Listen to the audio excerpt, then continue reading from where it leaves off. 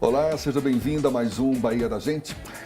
Ela é coautora de um estudo sobre a situação da mulher encarcerada no Brasil. Esse estudo foi publicado numa coletânea de juristas do mundo todo, lançada em Milão, na Itália, onde também fez conferências sobre o assunto e foi condecorada com a medalha Cesare Beccaria, tanto por conta do livro como por conta da conferência. Ela é vice-presidente da Rede Internacional de Excelência Jurídica na Bahia, membro do grupo de estudos do Laboratório de Pesquisas sobre Crime, Punição e Sociedade da Universidade Federal da Bahia e coordenadora do grupo técnico jurídico da Secretaria Estadual de Administração Penitenciária e Ressocialização. É com muita honra que o Bahia da Gente recebe a advogada, professora e escritora Nelma Barreto. Muito obrigado por aceitar o nosso convite. Seja bem-vinda. Eu que fico muito feliz com o convite. Para mim é uma honra muito grande estar aqui na sua presença e com essa equipe maravilhosa que vocês têm, para nós conversarmos um pouco a respeito de uma temática tão importante, tão grande, que é essa que nós vamos tratar hoje aqui. Falei desse seu estudo sobre a mulher encarcerada, que foi publicado numa coletânea de juristas e lançada em Milão, na Itália. Deixa eu pegar logo então esse livro aqui, que é esse Juristas do Mundo, não é isso? Exatamente, é o Juristas do Mundo, que tem a coordenação do professor Léo da Silva Alves, e pessoas juristas do mundo escrevem sobre matérias diversas do direito, tanto público como privado. E nessa eu escolhi escrever juntamente com a doutora Priscila Vinck sobre a situação da mulher encarcerada. Esse mesmo estudo foi publicado também aqui na Bahia, Perfeitamente, não é isso? Foi publicado nesse livro. Quando nós retornamos, publicamos aqui na Bahia. Nesse segundo volume, ele já está mais amplo o estudo. Nós ampliamos o estudo nesse. A medalha Cesare Beccaria, sim, tá foi aqui, recebida. Sinal, belíssima. Cesare Beccaria é um iluminista penal, não é isso? Perfeito, uma chancela, né? Uma referência no direito penal. Agora, e essa segunda medalha aqui? Que eu vi que a medalha, belíssima, sim, essa já foi Miguel de Cervantes, condecoração de que recebi na Espanha, em Granada, por tratar, sim, de questões relativas à ética no serviço público, né? Temática de grande valia, principalmente nos dias atuais. E tem mais outros dois livros aqui, não é isso? Sim, Nelma? Esse aqui é o meu filho preferido, porque é o primeiro que eu participei, né? Uma coletânea a qual eu fui convidada para falar sobre o crime de deserção, que é o crime cometido, um crime próprio por policiais militares ou militares de uma forma geral. Que abandonam a profissão, não é isso? Perfeitamente, eles abandonam. E aí eu trago um ponto importante, que é a necessidade da vontade dessa falta, porque muitos abandonam por questões relativas à alcoolemia, dependência química. Ou seja, então, não é uma vontade falta o quesito vontade. unicamente própria, Perfeitamente, não é isso? Falta o quesito e vontade. Esse livro aqui, Ética nos Institutos Jurídicos. Nele eu trato sobre ética no serviço público, mas focando principalmente em improbidade administrativa. Agora, sobre esse estudo da situação da mulher encarcerada, você conta que na sua conferência em Milão, muita gente, a plateia ficou surpresa com os aspectos levantados, não é isso? Sem que dúvida. Aspectos são esses? Bom, eu tratei juntamente com a Priscila, nesse livro, a questão das especificidades da mulher, né? A necessidade de se cuidar de assuntos peculiares, muito próprios de mulher. E quando eu, na conferência, levantei um ponto de grande importância, que é a saúde feminina, tratando a questão da necessidade de utilizar absorvente ao invés de miolo de pão no seu período menstrual, a plateia, que é uma plateia mista, né? Nós tínhamos ali espanhóis, italianos, portugueses, brasileiros, eles ficaram perplexos por saber que no Brasil, ainda em alguns estados, se utiliza miolo de pão no lugar do absorvente, em razão quando se encerra, a mulher não tem opção, não que o Estado forneça isso como opção, mas ela se vê sem a opção, ela utiliza o miolo de pão, por criatividade mesmo. A gente tem uma ideia de que a situação em geral dos internos, dos presidiários, Brasil afora, é das piores, não é verdade? Em relação às mulheres, a situação é mais agravante ainda? A situação entre as mulheres eu considero mais agravante pela questão do gênero mesmo, né? A mulher tem necessidades maiores. A mulher tem uma necessidade muito específica de mulher. E aí a gente parte para algumas peculiaridades, como, por exemplo, a mulher necessita fazer mamografia anualmente, quando, na verdade, em muitos estados, nós temos apenas um médico clínico para atender todas as demandas. Então, eu não consigo imaginar um clínico fazendo, por exemplo, um preventivo. Quer dizer, um direito dela que acaba não sendo respeitado. Perfeitamente, um direito com previsão legal.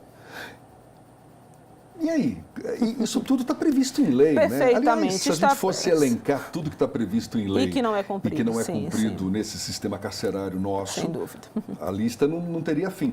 Mas qual a perspectiva que a gente tem de que isso possa ser modificado? Bom, eu acredito que a perspectiva está em cada um contribuir fazendo a sua parte. Cada um quem, por exemplo? Vamos lá, os elementos de uma sociedade.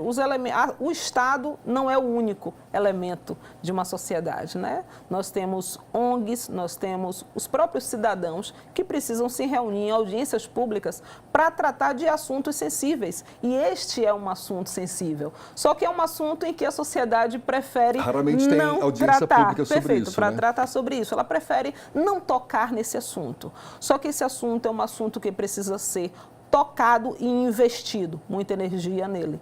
E até para que nós venhamos a trabalhar a base de quem está por vir. Esses jovens precisam saber o que é que uma pessoa em situação de cárcere passa. É preciso saber até que ponto ele pode contribuir. Por isso é interessante fomentar essas discussões em universidades e é o que nós estamos fazendo atualmente também. A senhora acredita que levando essa questão para instâncias mais superiores da própria justiça, existe algum sinal de que, de fato, possamos ter um cenário mais favorável a essa situação tão degradante, não é, que a gente encontra no sistema carcerário brasileiro em geral? Mas, por favor, vamos deixar para o próximo bloco. A gente está conversando aqui com a advogada Nelma Barreto, me perdoe, claro. E a gente volta já já, é um instante só.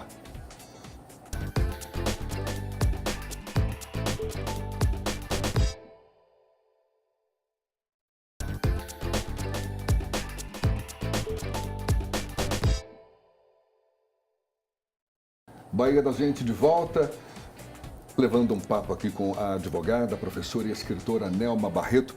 Eu te perguntava, não é, se existe um otimismo, se, por exemplo, a questão da situação da mulher encarcerada fosse levada a instâncias superiores, instâncias mais elevadas da justiça, se de fato, quem sabe, uma situação pudesse se apresentar de uma forma mais positiva. Existe essa expectativa? Eu sou uma eterna otimista, né? Eu acredito que nós precisamos provocar isso, né? Nós precisamos provocar. E quem deve provocar isso?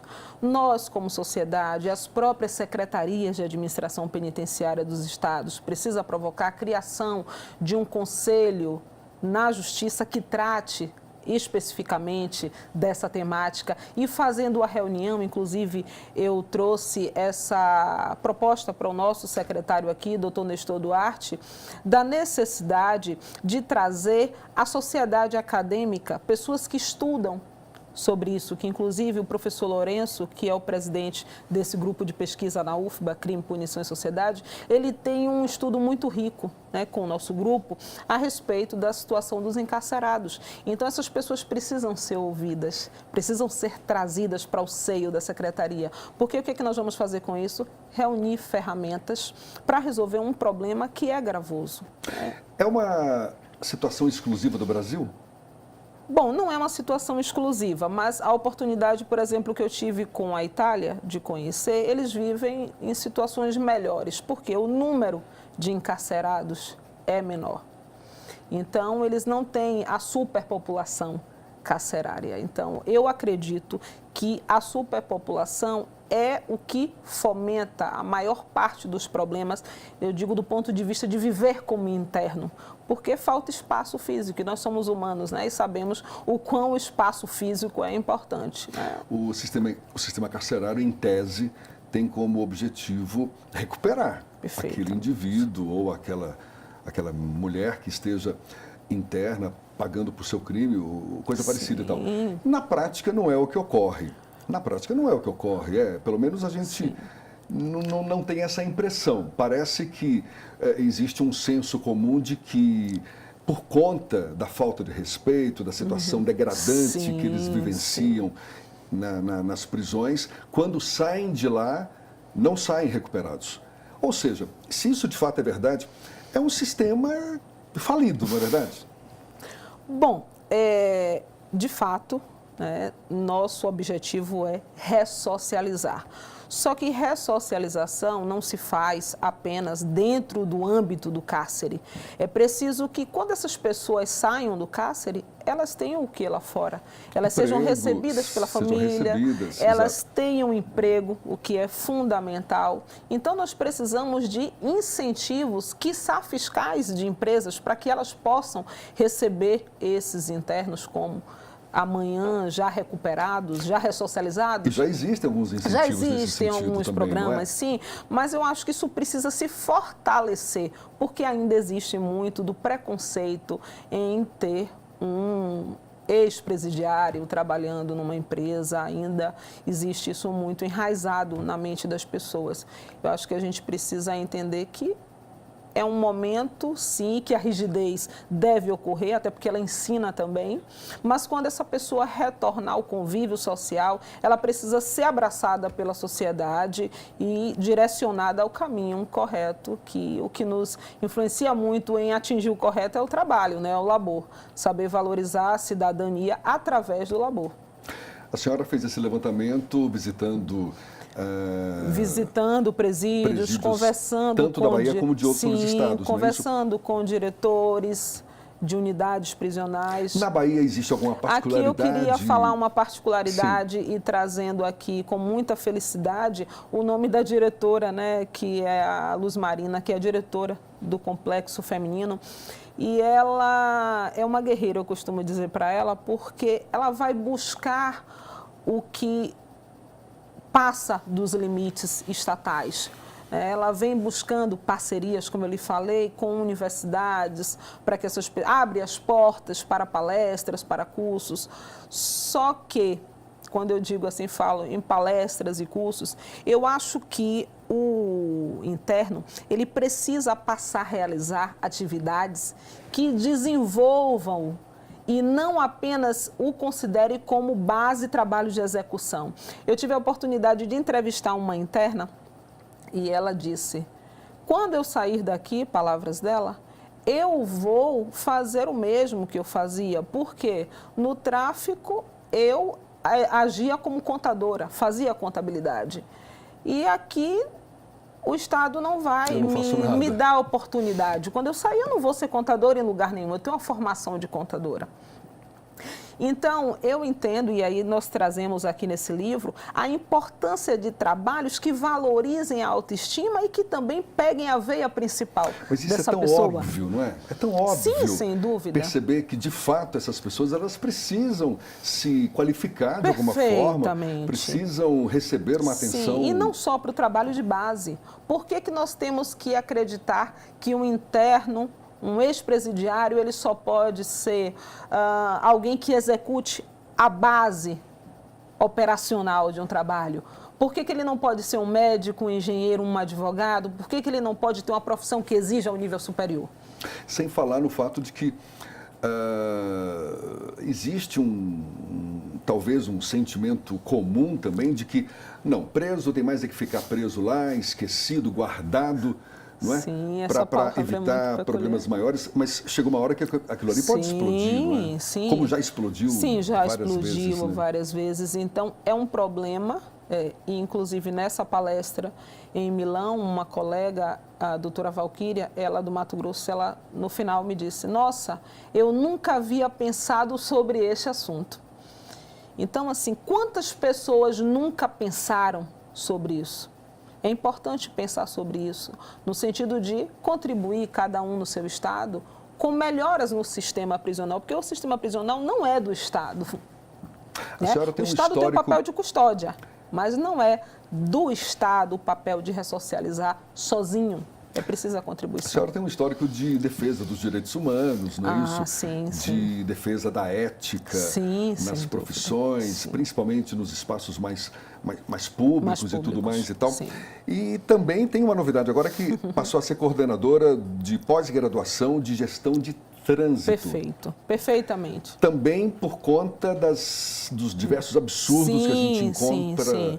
Hoje, os acidentes de trânsito alavancam aí como sendo uma das causas mais fortes de mortes, né?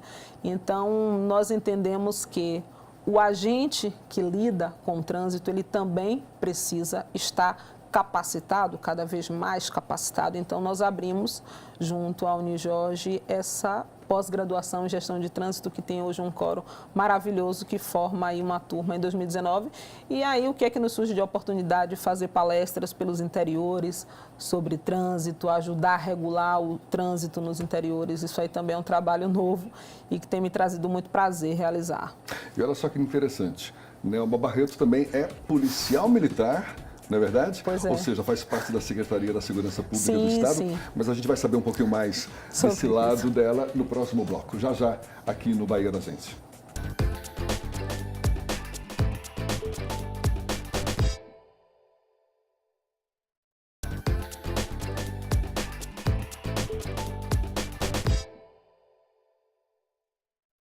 Bahia da Gente de volta, recebendo a advogada, professora e escritora Nelma Barreto, condecorada em Milão, escritora de artigos, estudos, não é, sobre situação da mulher carcerária, a questão da ética dos institutos jurídicos e também policial militar. Ela ingressou na corporação da Polícia Militar quase aos 18 anos, quase ainda aos tinha 18 17 anos, sim, não é isso? Quase aos 18 isso anos. Antes mesmo de se tornar advogada, então. Sim, sem dúvida. Eu era muito nova e estava prestes a entrar na faculdade de economia, porque eu esqueci de falar a você, mas eu também passei pela cadeira Aliseus Bancos da Faculdade de Economia da Universidade Católica. Uma mulher inquieta, então, né? Uma verdadeira inquieta. E acredite, foi esse pensamento ao sair de casa hoje, foi isso. Eu sou uma pessoa muito inquieta, então estou sempre procurando fazer algo. E não quis seguir a carreira de policial militar? Não quis seguir a carreira porque o direito me convidou desde sempre, né? Me fisgou desde sempre. Eu sou uma amante do direito e a polícia contribuiu nisso porque dentro dela eu pude verificar várias coisas de diversas naturezas e que me fizeram pensar mais, tanto no direito do policial militar, como também no dever dele perante a sociedade. E isso foi que veio trazendo, tanto que a minha primeira coautoria, eu estou falando sobre o crime de deserção dos policiais militares. Qual a avaliação que a senhora faz desse cenário atual nosso, em que o acesso à informação tem sido muito mais facilitado, sim, em grande parte por conta dessas novas ferramentas de comunicação. Perfeito. A própria sociedade hoje já exige, não é verdade? Já se posiciona num nível de exigência muito maior, no sentido de ter acesso aos seus direitos. Perfeito. Hoje a gente vê um cenário político comprometido. A própria corporação policial vira e mexe é colocada em xeque por conta de abusos. Enfim, a gente vive hoje, não é, uma situação única ao longo da nossa história, em que nos coloca de frente com situações que até algumas décadas atrás a gente não imaginava que pudesse estar tendo um contato tão íntimo com essa situação toda. É um momento propício para que a gente possa, de fato, acreditar em mudanças e mudanças melhores? Nossa, eu acredito fielmente nessa mudança e, na verdade, estou sentindo ela. Eu acho que a sociedade já consegue perceber, conforme você mesmo acabou de dizer, a participação mais incisiva da sociedade. E eu torço e peço todos os dias que realmente isso se avolume. Nós precisamos participar de tudo isso. Quando eu lhe disse, por exemplo, de que o Estado ele não é sozinho nesse conjunto, realmente ele não é. É preciso que você, eu e outros mais verifiquem coisas e tragam isso à baila, tragam ao conhecimento da sociedade, daí o papel tão importante também da imprensa, que é para trazer à sociedade notícias fiéis, reais e com a participação popular. Eu Agora, acho esse momento... Esse discurso, de certa forma, ele já vem ocorrendo há um certo tempo.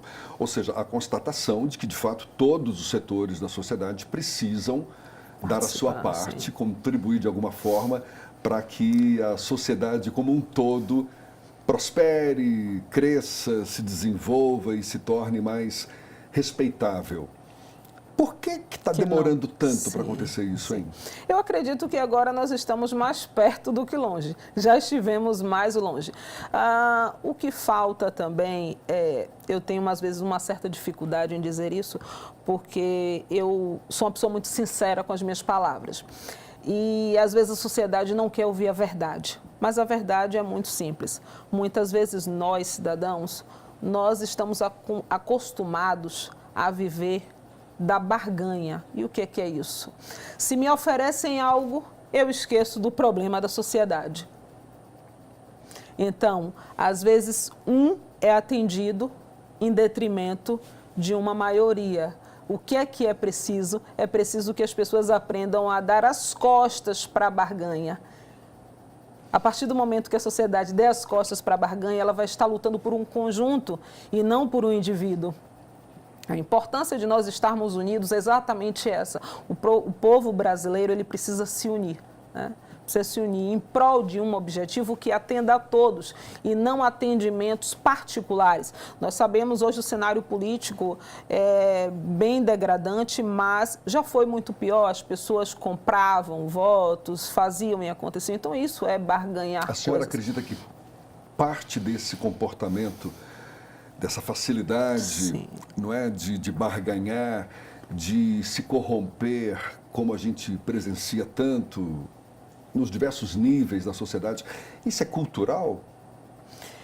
Eu acho que é um pouco clichê a gente o tempo todo dizer que tudo é muito cultural no Brasil, mas é sim, há uma herança cultural.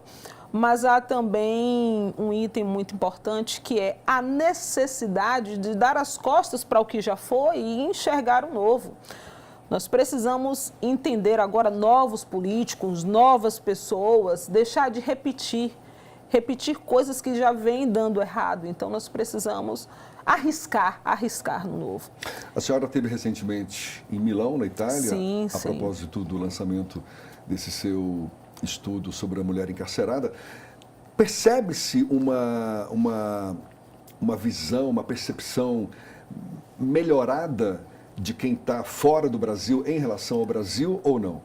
Perfeita colocação. Eu me surpreendi a semana passada recebendo uma mensagem de um colega, mas isso nos Estados Unidos, de uma disciplina nova na grade curricular acadêmica a nível superior nos Estados Unidos, que é uma disciplina que trata da situação de corrupção no Brasil. Ou seja, nós viramos agora disciplina escolar. Então, querendo saber se tinha algum professor brasileiro interessado em contribuir com essa disciplina nos Estados Unidos. Disciplina que vai estudar o quê? Isso a corrupção no Brasil? No Brasil, ou seja, a nossa referência hoje para o mundo é esta.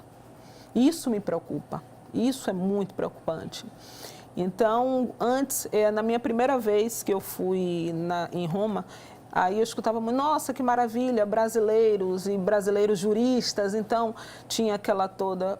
A última vez que eu fui, o conceito já estava um pouco, poxa, nossa, como é que está o Brasil agora vivendo esse momento tão difícil? Então, assim, lá fora também não se vê perspectivas, né? E o pior que a gente acaba oferecendo exemplos e exemplos, não é? Que reforçam um pouco que reforçam essa imagem. problemática. Recentemente teve aquele incêndio no Museu Nacional, no Rio de Janeiro, Nossa. que foi um típico exemplo de descaso, não é? Descaso com a nossa própria cultura, o nosso próprio passado, enfim, a nossa identidade, não é? Como é que se explica isso? É um verdadeiro mundo, não é? luto realmente ali e assim... o brasileiro ele precisa aprender a conservar mais as suas questões culturais, o seu acervo cultural também. Acho que nos falta isso, guardar, conservar, trazer memórias. Acho que isso é muito faltoso. E como a senhora falou, é otimista por natureza. Ah, sem dúvida. É importante, não é, que a gente não deixe Sem dúvida. Não pode deixar a chama apagar. Exato. A chama apagar, e essa inquietude minha, eu considero não defeito uma qualidade, porque eu fico inquieta e vou futucar os outros que estão quietos. E eu acho que é disso que a gente precisa. Vários futucando uns aos outros para que nós venhamos a formar uma força-tarefa, porque para resolver a nossa questão hoje no Brasil é preciso uma força-tarefa. E certamente pessoas como a senhora vão contribuir muito para que a gente muito continuar contribuindo perspectivas mais favoráveis daqui para frente. Com Doutora certeza. Nelma, muito obrigado pelo bate-papo, pela entrevista, parabéns pelas suas conquistas, pelas suas homenagens. Obrigada. Sucesso sempre. Fico muito feliz e muito honrada de estar aqui na sua presença, que é uma referência para nós baianos. Advogada Nelma Barreto, nossa entrevistada no Bahia da Gente, muito obrigado a você também que acompanhou esse nosso bate-papo. Até uma próxima, então. Tchau, tchau. Okay.